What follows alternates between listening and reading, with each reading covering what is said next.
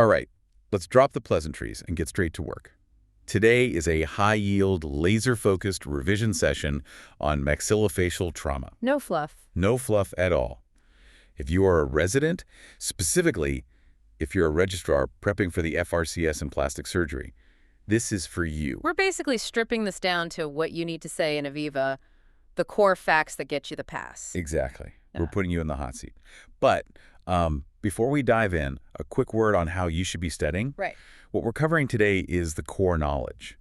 But if you want the evidence, the journal club papers, the really complex clinical cases, Success that gets you a distinction. that's it. That's all in the premium version of this show. You really need to be subscribed to that. It's essential listening, I'd say, if you want to dominate the board exams. So go get that subscription. Also, if you're getting value from these sessions, take 5 seconds and rate the show. It really helps. And leave a comment. Let us know what topic you want us to grill next. We do read them. Okay, housekeeping done. Let's get to the trauma bay. Let's do it. Picture this. You're in the oral board exam. The examiner starts with a broad question on epidemiology. They ask, what's the current state of play for maxillofacial trauma in the UK?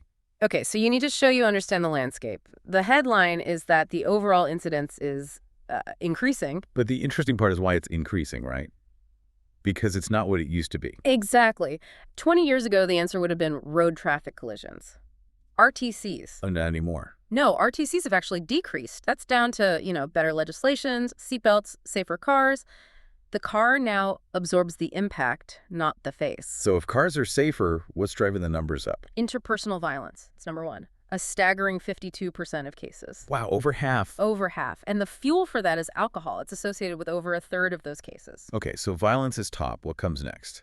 Sports injuries are second, sitting around 19%. Then you have the RTCs at 16%. And after that? Falls make up about 11%, and then industrial accidents are the last 2%. So the story for the examiner is this shift away from high-velocity dashboard injuries towards, well, alcohol-fueled trauma. Precisely. Right. Now, general principles. The examiner wants to know you're safe. What's the hierarchy of management? You have to be systematic. First, and this is absolute, you manage the life-threatening injuries. The face can wait. The airway cannot. The airway cannot. Once the patient's stable, then you focus on the face. And that starts with an accurate diagnosis. Which sounds simple, but it's not in a swollen, bloody face. No, it's not. But that diagnosis leads to the next principle. Early, single-stage surgery. We try not to go back in. So get it all done at once. You want thorough exposure using cosmetic incisions where you care, followed by precise internal fixation. And what if bone is missing? Immediate bone grafting. Don't wait. And the final step, which people often forget, is resuspending the soft tissues. Because fixing the bone isn't enough if the face is still sagging. Correct. The cosmetic result is a failure at that point. Solid framework. Let's march through ATLS. We're at A for airway. This is where people panic. A junior resident sees a mid-face trauma and reaches for a nasal airway. Why do you slap their hand away? Because that is a potential catastrophe. Blind nasal intubation is absolutely contraindicated. Walk us through why. What's the nightmare scenario? 2 big reasons. First, you can just make the bleeding 1,000 times worse. You turn a difficult airway into an impossible one. And the second reason, the really scary one, is if there's a fracture of the skull base, the cribriform plate, you risk intracranial placement of the tube. You're intubating the brain. You're intubating the brain. It's fatal. You just don't do it. You need fiber optic assistance to see where you're going. Okay. Now, what are the actual mechanical causes of airway compromise here? You should break it down. First, could it be a laryngeal injury? If so, that might need a tracheostomy. What's next? Foreign bodies. Teeth, bone, dentures. And there's a tip about those, isn't there? Yes, if you pull out a fragment of something, keep it. You need to make sure you've got all the pieces. You don't want half a denture sitting in a bronchus. Good point. What about the bleeding itself? The bleeding is often from the fractures. Comminuted bits of maxilla or mandible are shearing vessels. And the fixes? It's not just suction, it's disimpaction. Just pulling the fractured face forward can often stop the bleeding. And then there's the tongue. Right, tongue fallback. With a bilateral mandible fracture, the tongue loses its anterior support and just flops back. How do you fix that at the bedside? You pull the chin forward, the symphysis menti. By doing that, you're pulling on the genial tubercles, which pulls the whole tongue forward. And if that doesn't work? A heavy stitch through the tongue to physically hold it forward. Let's move to C's, circulation. Let's talk about the escalation ladder for hemorrhage control.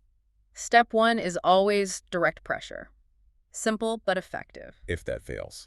Step two is packing. Nasal and postnasal cavities packed tight. Still bleeding. Now what? Then you're on to hemostatic resuscitation, blood products. And after that, step four is what we call facial bandaging. And this isn't a couple of plasters. This is the mummy wrap. Exactly. It's aggressive. You pack the cavities and then apply circumferential bandaging for massive pressure. The patient has to be intubated in ICU for this. And top of the ladder, if they're still unstable after all that. Angiographic embolization. You need interventional radiology to go in and plug the vessel. Okay. And briefly on D, disability. How does a brain injury change your plan? It pauses it. Simple as that. Brain injury is a huge killer in this group. You never, ever fix a facial fracture if the head trauma is evolving. The face can wait. The face can always wait. The brain cannot. All right, patient stable. Let's talk clinical assessment. For history beyond MPLE, what are the key questions? Mechanism is key. You need to ask about LOC, any paresthesia, like a numb lip, and definitely ask about their bite. Do your teeth meet normally? Exactly. And of course, any ocular symptoms, diplopia, changes in vision. Okay, physical exam. Let's talk specific signs. LaFour injuries. The classic sign is that elongated or dish face appearance. The midface has literally dropped. And when you rock the maxilla, the whole thing moves. What about the zygomatic arch? How do you check that? Best way is from behind the patient, looking down. You're looking for any depression. And a depressed arch causes trismus.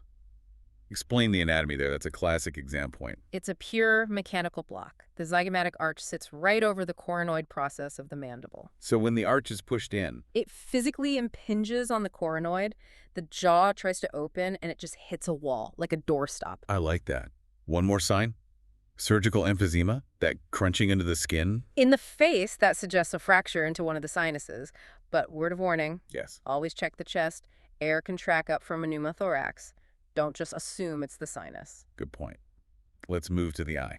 This is incredibly high yield. You miss this, the patient goes blind. Absolutely. Let's start with a simple one, the bowstring test. Right.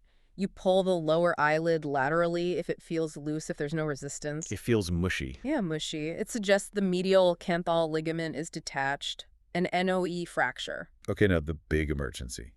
Retrobulbar hematoma. Compartment syndrome of the eye. It's a sight-threatening emergency. You have minutes. What are the hard signs you're looking for? Severe pain. Progressive vision loss. Proptosis, so the eye is bulging out. What else? A tense, rock-hard orbit on palpation. And a subconjunctival hemorrhage that has no posterior limit. It's just red all the way back. And the final, critical sign. The RAPD.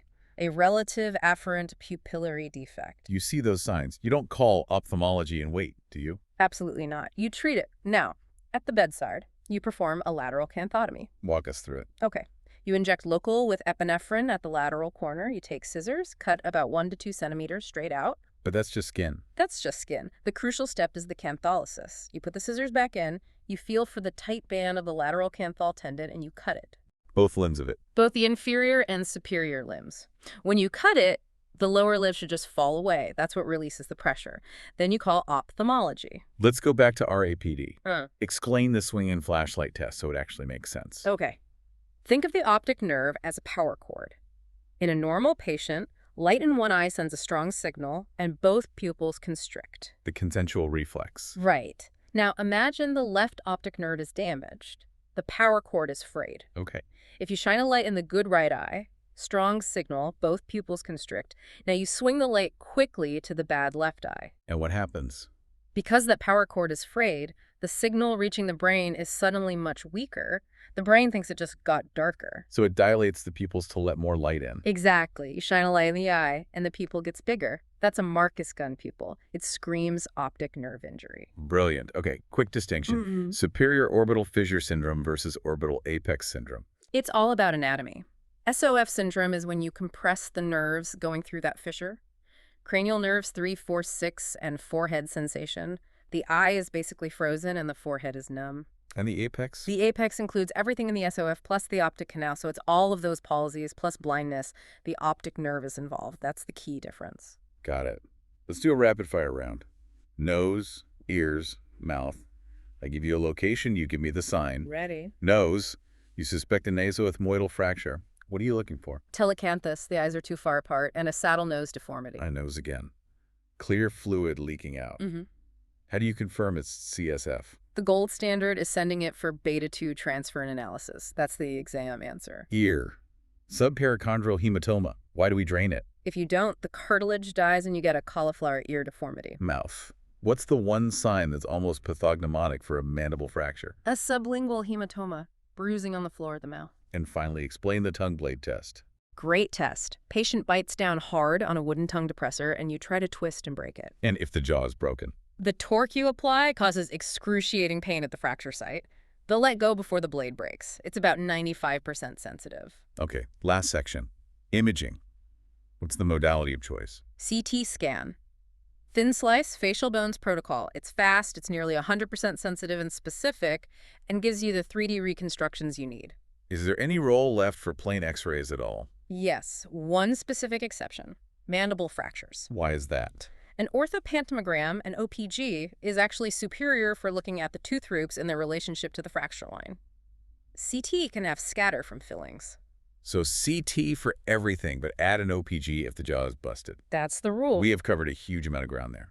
From the changing epidemiology. Less car crashes, more bar fights. To the critical airway maneuvers, ocular emergencies. And remember the why behind it all. It's not just memorizing signs, it's understanding the mechanism, like the coronoid impingement. That's what they're testing. That understanding is what separates a pass from a distinction. We rely on CT scans, but our clinical skills. The tongue blade test, identifying a Marcus Gunn pupil, those things still make the difference between a safe patient and a misdiagnosis. That's a perfect place to end. If this session helped you, please rate the show. It really helps other residents find us. And for the deep dive into the papers, get that premium subscription. Good luck with the boards. Go in there and show them you're safe and systematic. See you next time on The Deep Dive.